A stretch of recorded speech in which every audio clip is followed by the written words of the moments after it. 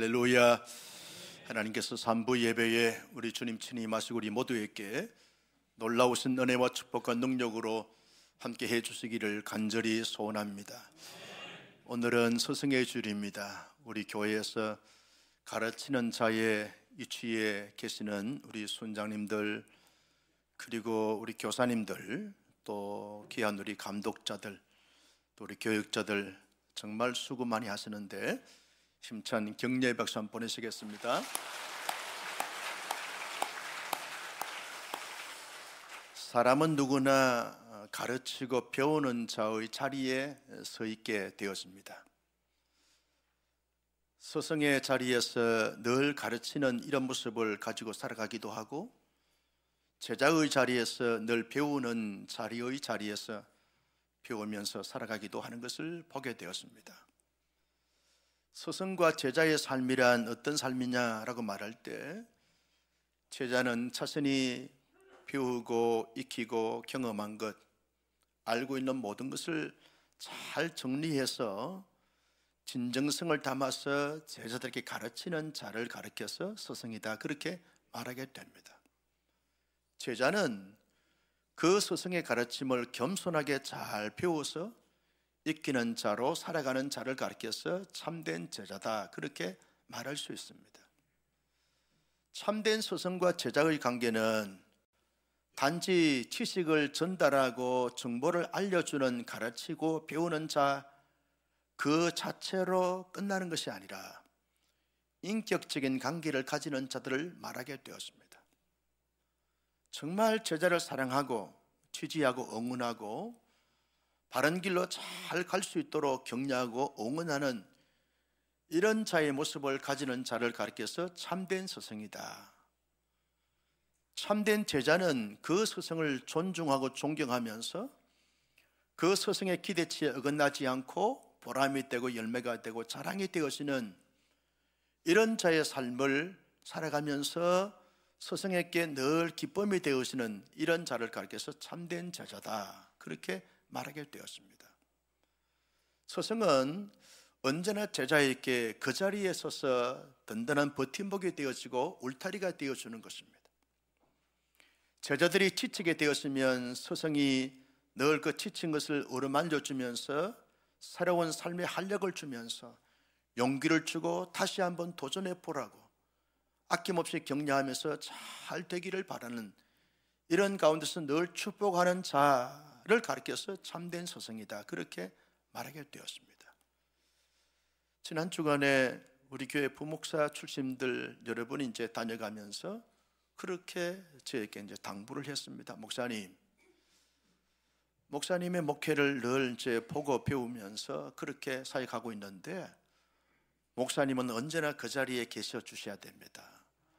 우리의 자랑이 되고 기쁨이 되어 주셔야 됩니다.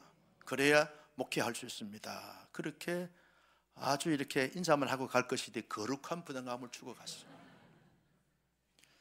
여러분, 스승은 언제나 그 자리에 서서 번든한 버팀목이 되어주고 울타리가 되어주는 것입니다.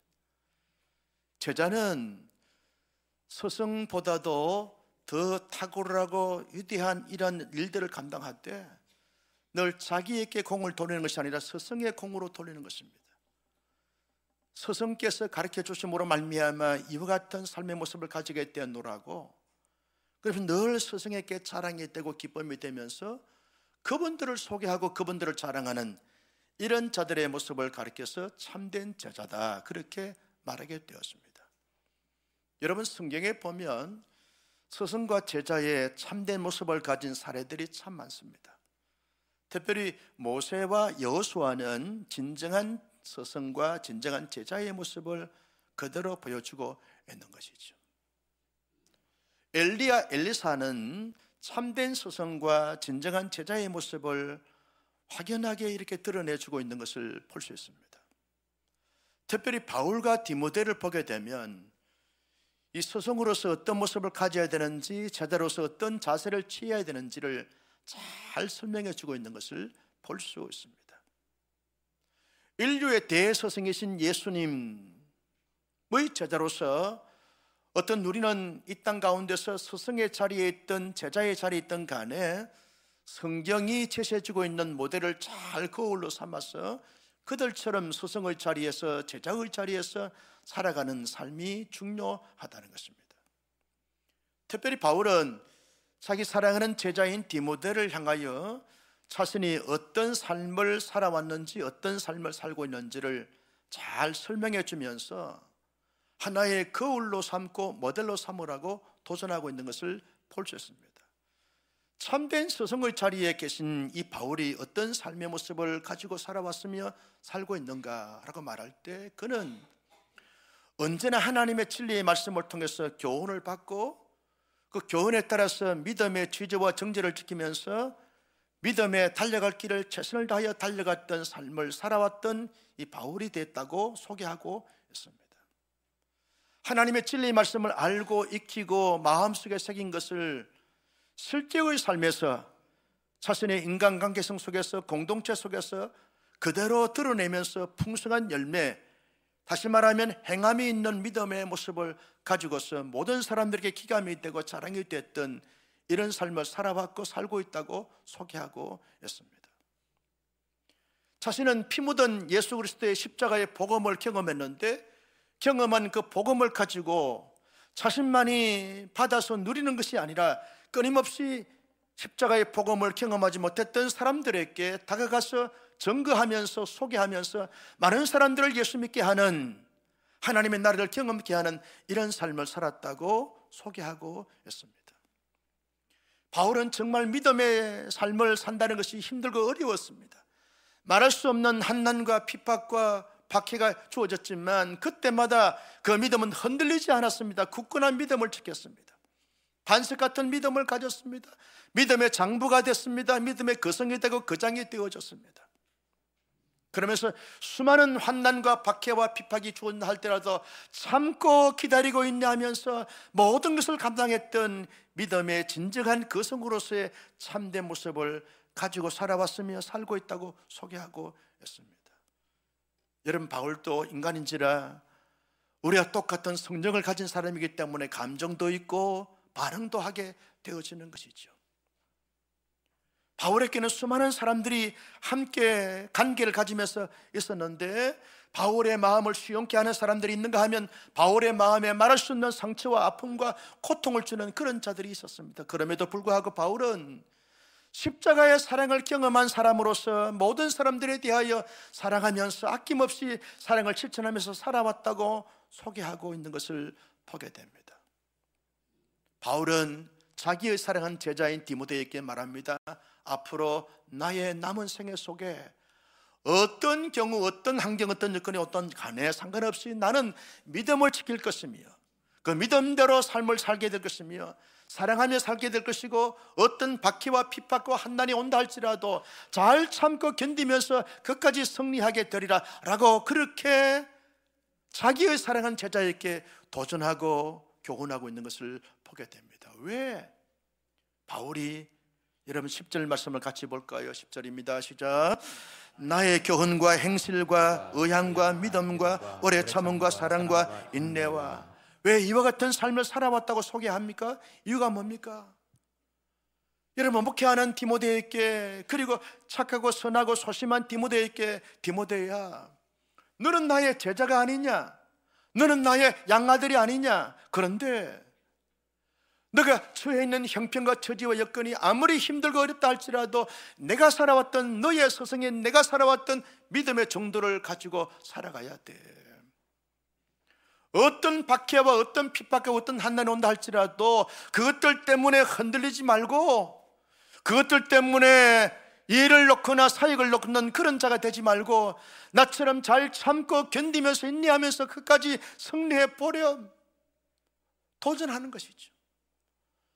내가 살아왔던 삶을 너의 그걸로 삼고 내가 지금 살고 있는 이 삶을 너의 모델로 삼아서 어떤 경우, 어떤 처지가, 어떤 어려움이 온다 할지라도 나의 스승인 바울은 어떻게 삶을 살았는가, 이걸 늘 생각하면서 그렇게 살아가면 충분히 현실적 어려움에서 살아갈 수 있을 거야.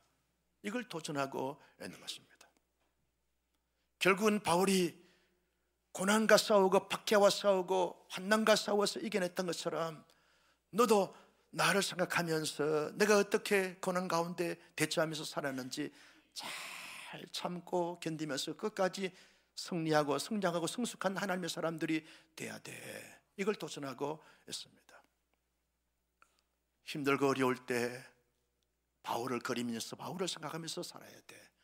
그러면 잘 감당할 수 있어. 이걸 도전하고 있는 것입니다. 한 목사님이 제게 찾아와서 이런 말씀을 했습니다. 목사님 교회 예배, 일부 예배에 늘 들어와서 예배를 드리면서 자기 목회에 적용하고 또 자기 목회를 이제 펼쳐가고 있는데, 목회가 힘들고 어려울 때 주님이면 어떻게 이럴 때 잘 풀어갔을까라고 생각해야 되는데, 그분은 이럴 때 한 목사님이면 어떻게 할까, 이걸 생각한다는 거예요. 아멘을 안 해야 됩니다. 그래서 제가 그랬어요. 날 생각하지 마라. 나도 힘들고 나도 헤매고 나도 시행착오를 수없이 겪는데 나 생각하면 너 실패한다. 언제나 주님을 아멘 준비하세요. 주님을 생각해야 돼. 할렐루야. 주님을 생각하는 거예요. 바울을 생각하는 거예요. 이럴 때 어떻게 하면 잘 감당하면서 극복하면서 헤쳐갈 수 있을까? 바울이 디모데에게 그울로 삼으라고 말씀하고 있는 것입니다. 여러분, 제자의 자리에 서 있는 디모데는 어떤 사람입니까? 어릴 때부터 어머니와 외할머니의 사랑과 지지와 응원을 받으면서 하나님의 말씀으로 잘 양육되어진 사람이었어요. 더베와 루스드라 이고니온 지역에서 여러분, 이 디모데라고 하는 사람을 알고 있는 사람들은 다 디모데는 착한 사람이요 선한 사람이요 의로운 사람이라고 정말 칭찬하고 자랑스러워했어요. 나는 우리 온사랑교회 성도님들을 알고 있는 모든 사람들에게 온사랑교회 다니는 그 성도는 착한 사람이요, 좀 아멘을 기다리고 있는 거예요. 착한 사람이요, 선한 사람이요, 칭찬할 만한 사람이다. 그런 말을 들을 수 있는 은혜가 있기를 축복합니다. 디모데는 그렇게 삶을 살았어요. 어릴 때부터 하나님의 말씀으로 잘 양육하니까 착할 수밖에 없죠. 선한 수밖에 없죠. 의로움을 추구하면서 살아갈 수밖에 없어요. 그래서 모든 사람들에게 칭찬과 자랑스러운 그런 사람이 됐어요. 그런데 바울이 2차 선교여행 때에 루스드라 지역에 와서 디모데를 만났어요. 디모데는 졸지에 최고 최대의 훌륭한 스승을 만났습니다.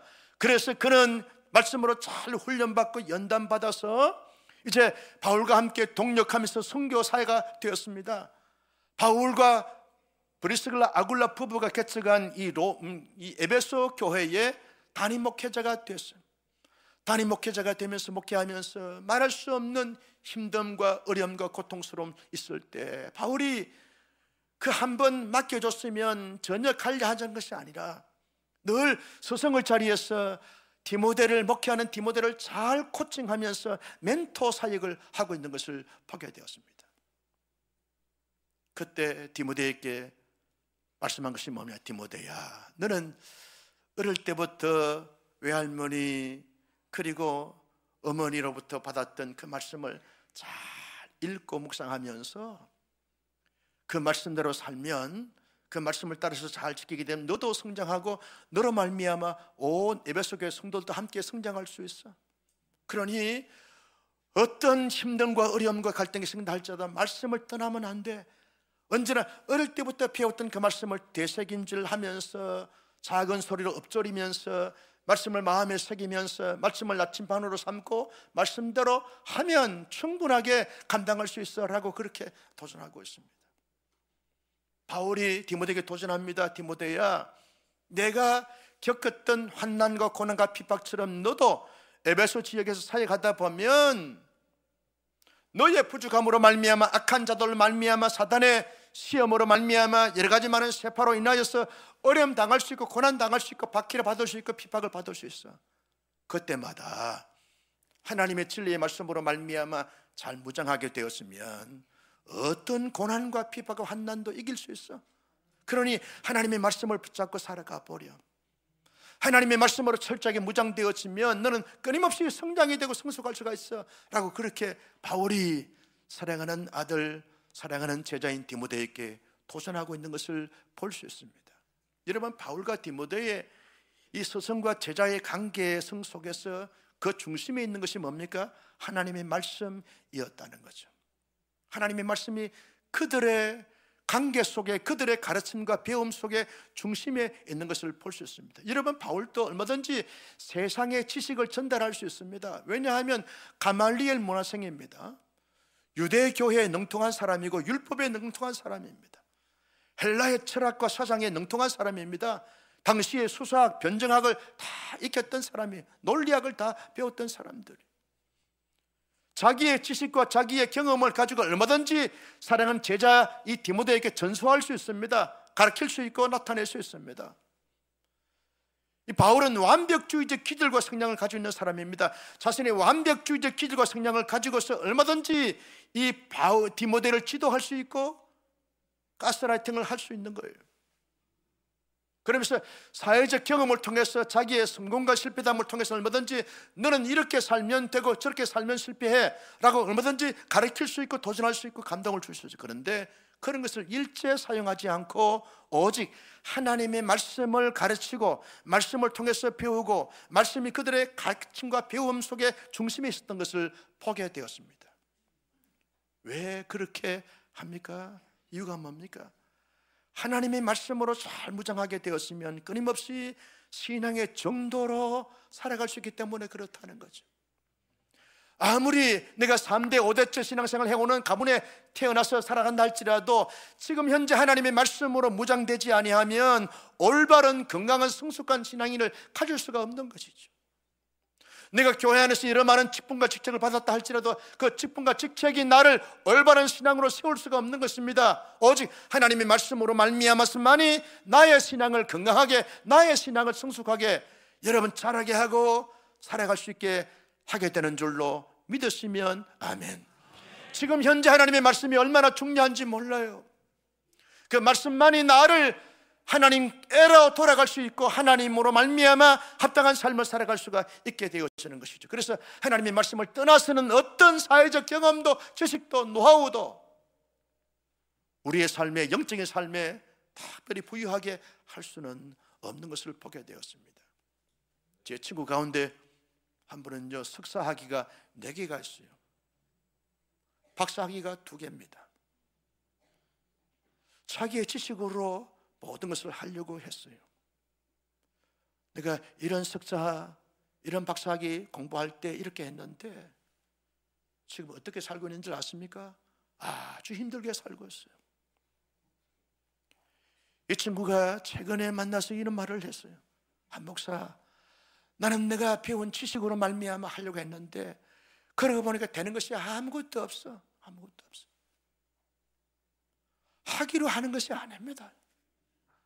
신앙은 하나님의 영적인 이런 배움으로 말미암아 지식으로 말미암아 세상적인 띠거리를 통해서 하는 것이 아닙니다. 오직 하나님의 진리의 말씀으로 말미암아서만이 되는 줄로 믿었으면 아멘. 그래서 바울과 디모데의 사역 속에 하나님의 말씀이 중심이 되어 있는 것을 볼 수가 있습니다. 어떤 사람들은요, 자기의 어떤 전통과 습관과 고정관념, 이것을 하나님의 말씀보다 더 우선시하고 더 중요시해서 이것을 가지고 모든 것을 기준으로 삼고 된다 안 된다 틀리다 맞다 라고 그렇게 논하는 사람들이 있습니다. 그런 사람치고 성숙한 신앙생활, 올바른 신앙생활, 건강한 신앙생활 한 사람들은 거의 없습니다. 아니, 없을 수밖에 없습니다. 감 믿은 사람도요, 하나님의 말씀을 읽고 묵상하고 듣고 하면서 그 말씀으로 자신의 내면을 잘 다지고 말씀으로 말미암아 중심을 삼고 말씀을 따라 가게 되었으면 끊임없이 성장하고 성숙하여 나중된 자가 먼저 되는 놀라운 결실과 결과가 주어지게 되는 줄로 믿습니다. 말씀이라는 거예요.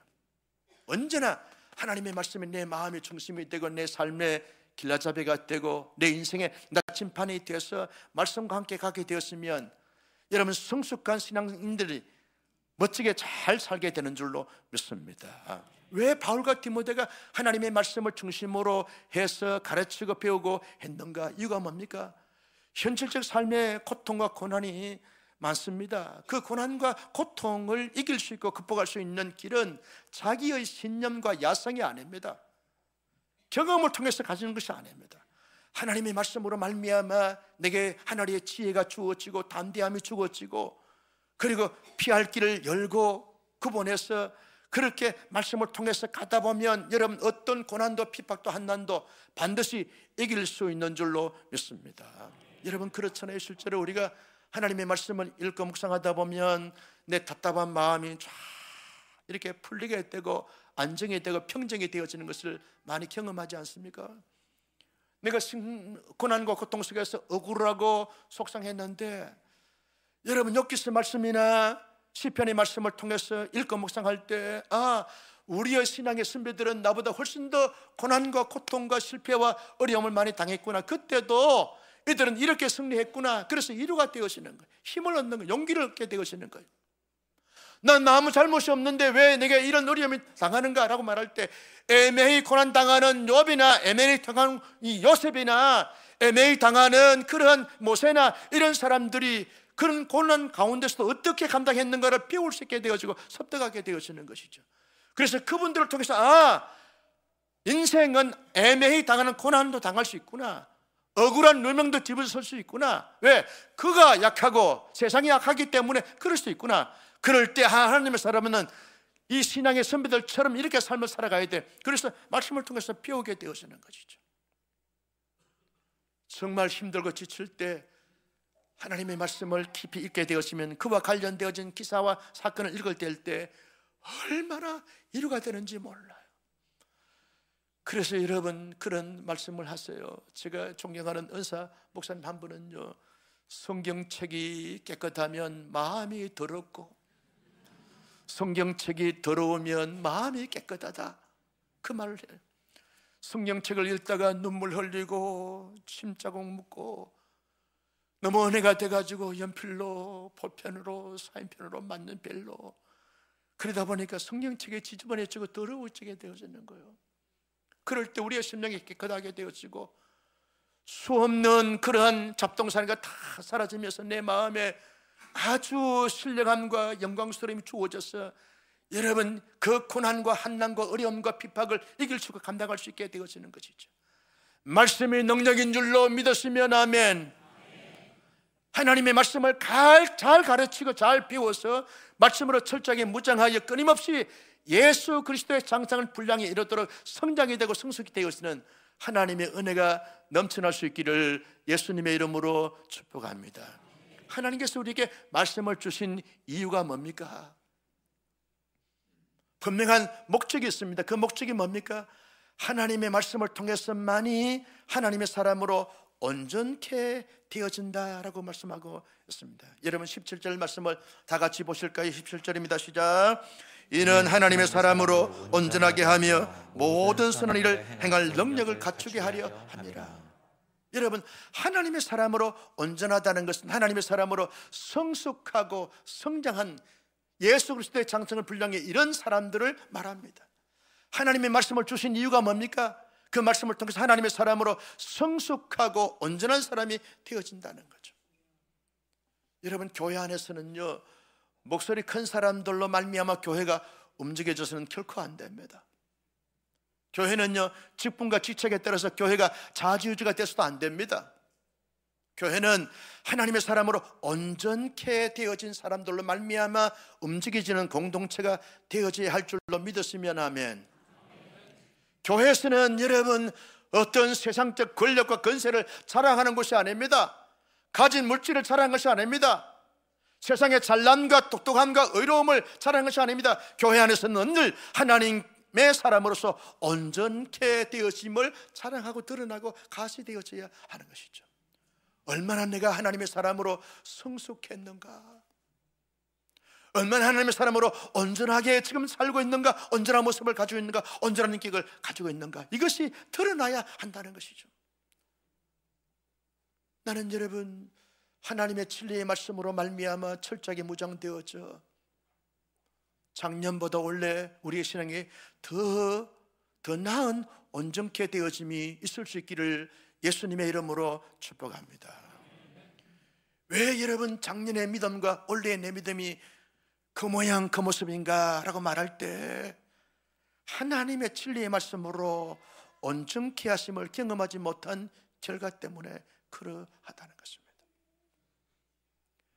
그래서 여러분, 하나님의 진리의 말씀으로 말미암아 온전히 가르치고 배우고 하다 보면 하나님의 사람으로서 언제나 어제의 나, 작년과 나, 그리고 10년 전과 나는 확연하게 달라져야 되는 거예요. 하나님의 더 온전함으로, 더 성숙함으로, 더 신령함으로 드러날 수 있는 우리 모두가 될 수 있기를 예수님의 이름으로 축복합니다. 이것은 하나님께서 말씀을 주신 이유고 목적이라는 거예요. 하나님께서 말씀을 주신 이유와 목적이 뭡니까? 17절 말씀을 다시 한번 봅니다. 시작. 이는 하나님의 사람으로 온전하게 하며 모든 선한 일을 행할 능력을 갖추게 합니다. 과거의 개역 성경에서는 하나님의 사람으로 온전케 되며 하나님의 모든 선한 일을 행할 기에 온전케 하려 함이라고 그렇게 번역을 했어요. 여기에는 능력으로 번역했는데요, 여러분, 우리가 교회에서 하나님의 사람으로서 온전함을 가지면서 온전케 하는 하나님의 사역을 감당하다 보면 때때로 장애물을 만날 때가 있어요. 내 스스로 시험 들 때가 있고 어떤 자들로 말미암아서 어려움 당할 수 있고 갈등할 수 있는데, 그때마다 내 힘으로, 내 의지로, 내 노력으로 말미암아 극복하기가 쉽지 않습니다. 그때마다 하나님의 진리의 말씀으로 무장하게 되어지면, 말씀이 이렇게 말씀하시는구나. 그러면 참자, 기다리자, 인내하자, 품자, 덮자, 감당하자, 극복하자, 그렇게 나오게 되어지는 것이죠. 그것으로 말미암아서 성가대나 교사나 그리고 모든 교회의 직분과 직책, 모든 사역과 사명을 잘 감당할 수가 있습니다. 내가 하려고 하니까 힘이 드는 거죠. 내 의지로 하려고 하니까 못할 것이 많습니다. 그런데 하나님의 진리의 말씀으로 말미암아 주시는 힘과 능력과 의지를 가지고 하면 모든 것을 감당할 수 있는 줄로 믿었으면 아멘. 나는 목회자로서 목회하든 성도로서 각자 맡겨진 은사를 따라서 교회 안에 봉사하든 간에 언제나 하나님의 말씀에 근거하여 하나님의 진리의 말씀에 따라 하나님의 말씀에 감동을 받아서 모든 것을 감당할 수 있는 능력자가 될 수 있기를 예수님의 이름으로 축복합니다. 누구든지 그렇지 않습니까? 자신의 신념과 의지와 노력으로 하려고 하면 번아웃 될 때가 많아요. 그런데 하나님의 말씀이 주시는 지혜와 용기와 능력을 가지고 언제나 충분합니다. 언제나 생동감이 넘칩니다. 할렐루야. 그런 삶을 살아갈 수 있기를 예수님의 이름으로 축복합니다. 그런데 여러분, 하나님의 말씀에는 4가지 유익함이 있을 수 있다는 것이죠. 그 유익함이 뭐냐? 디모데후서 3장 16절 말씀을 다 같이 볼까요? 시작.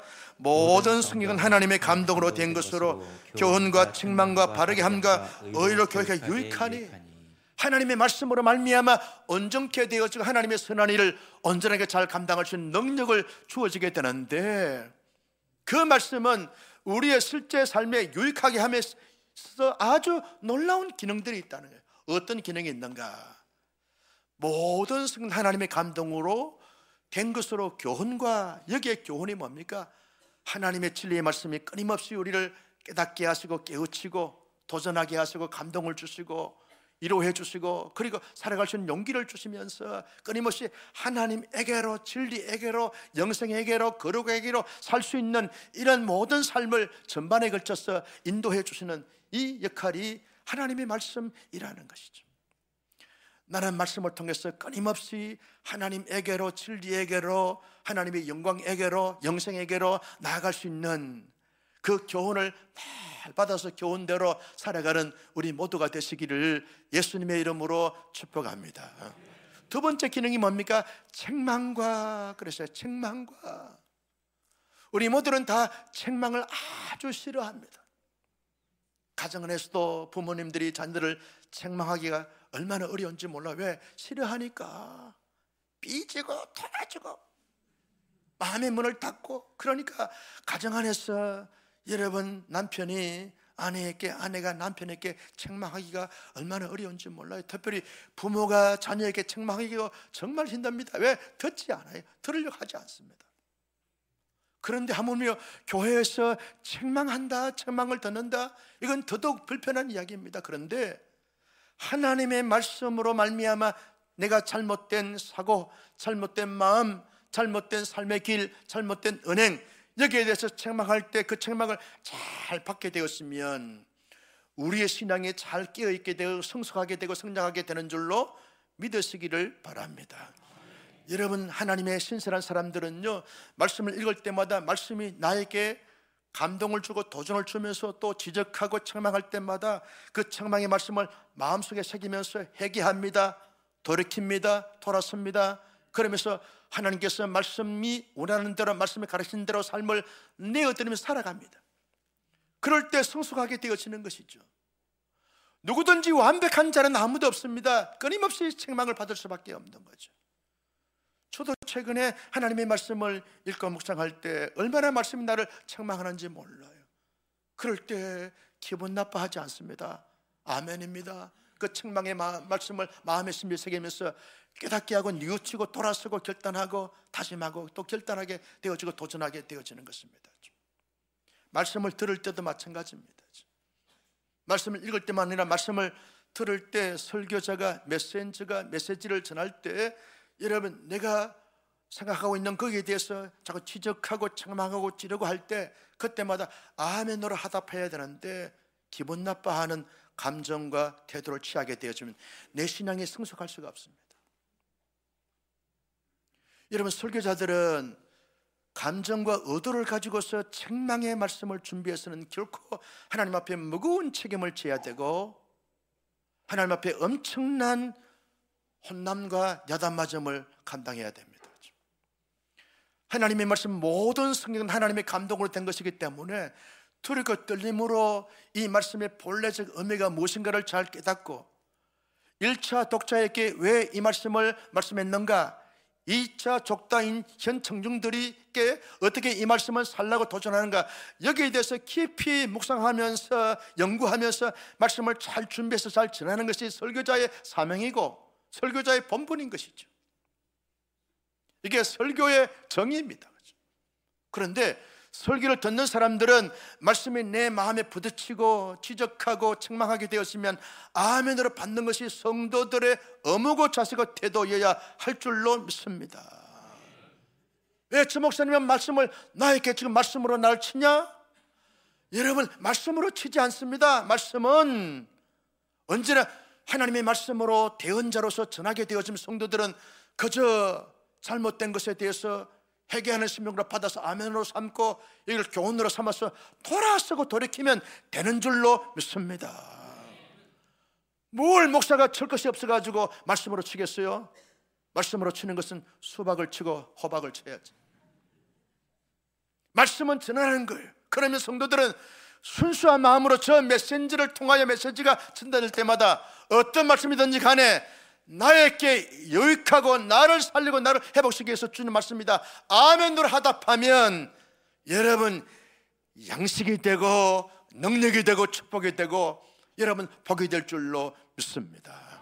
책망과 여러분, 우리는 사실 책망을 많이 받아야 됩니다. 읽을 때마다 책망받고 들을 때마다 책망받고, 그래서 뉘우치고 그리고 깨닫고 다짐하고 결단해서 정말 하나님의 사람으로 온전케 되어지는 거기에는 책망이 없을 수가 없습니다. 여러분, 책망하지 않아 보십시오. 제대로 믿고 제대로 살 수 있는 사람이 얼마나 되겠는가? 아니에요. 정말 하나님의 말씀으로 말미암아 책망을 끊임없이 들어야 되고 받아야 되는 거죠. 그래야만 하나님의 사람으로 온전케 되어진다는, 정말 좋은 서생은, 정말 훌륭한 서생은 잘못된 제자에게 책망합니다. 너 왜 그렇게 내가 가르치지 않았는데 그렇게 사냐? 책망합니다. 책망가지고 하지 않고 책망하지 않고 가만히 있는 스승은 의용입니다. 의용. 가짜입니다. 진정으로 사랑하지 않습니다. 여러분, 부모가 진정으로 사랑하면 자녀들을 책망하지요. 정말 좋은 스승은 책망합니다. 정말 사랑하는 그런 지도자는 책망합니다. 하나님은 끊임없이 교훈과 책망과. 나는 늘 하나님의 말씀으로 책망할 때마다 아멘으로 하답할 수 있기를 예수님의 이름으로 축복합니다. 여러분, 바르게 함과 바르게 함이 뭡니까? 바르게 함은 긍정적이고 적극적으로 도전하는 것입니다. 뭘 말합니까? 여러분, 잘못된 길로 갔으면 잘못된 길에서 돌아서게 하고 바른 길로 가도록 도전하는 것이, 이게 하나님의 말씀이라는 것이, 말씀의 기능이라는 거예요. 말씀으로 말미암아 우리가 하나님의 사람으로서 바른 길로 갈 수 있습니다. 바른 삶을 살 수 있는 것이죠. 하나님의 기쁨이 되고 자랑이 될 수 있는 것이죠. 그래서 가르치는 자와 배우는 자는 하나님의 말씀으로 말미암아 가르치고 말씀으로 말미암아 배우고 말씀으로 살아내는 이런 하나님의 사람들이 되어져야 할 줄로 믿습니다. 마지막 기능이 뭡니까? 모든 성경 하나님의 감동으로 된 것으로 교훈과 책망과 바르게 함과 의로 교육하기에 유익하니, 의로 교육에 유익한다는 것은 하나님의 사람으로 온전하게 하고 성장하고 성숙하는 데 있어서 말씀의 기능이 아주 이렇게 가장 중요한 기능이다, 그 말이죠. 말씀으로 말미암아 끊임없이 성장이 되고 성숙이 되었습니다. 여러분, 한 주간만 말씀을 등한시해 보십시오. 그러면 오만 가지 세상의 잡다한 생각들이 우리의 머리를 사로잡습니다. 우리의 마음을 하나님의 말씀이 떠나게 되면 한 주간만 말씀에서 등한시하게 되었던 우리의 마음을 온갖 세상적인 가치관과 기준이 우리의 마음을 사로잡고 있는 것을 보게 되었습니다. 그래서 끊임없이 하나님의 말씀을 마치 베레아 성도들처럼 날마다 성경을 상고하거니와 날마다 하나님의 말씀을 읽고 묵상하면서 그 말씀을 통해서 가르침을 받고 배우고 익혀서 하나님의 사람으로 우리 모두 온전케 되어지는데 귀하게 쓰임받을 수 있기를 예수님의 이름으로 축복합니다. 여러분, 가르치는 자의 자리에 계십니까? 그러면 먼저 하나님의 말씀으로 철저하게 잘 무정하면서 말씀으로 실제 삶 속에서 살아내면서 말씀을 가르쳐야 될 대상들에게, 피교육자들에게 끊임없이 하나님의 말씀에 근거해서 말씀을 가르치고 지도하고 이끄는 것이죠. 배우는 자리에 서겠습니까? 그러면 그 스승을 통해서 하나님의 말씀을 잘 배우는 거죠.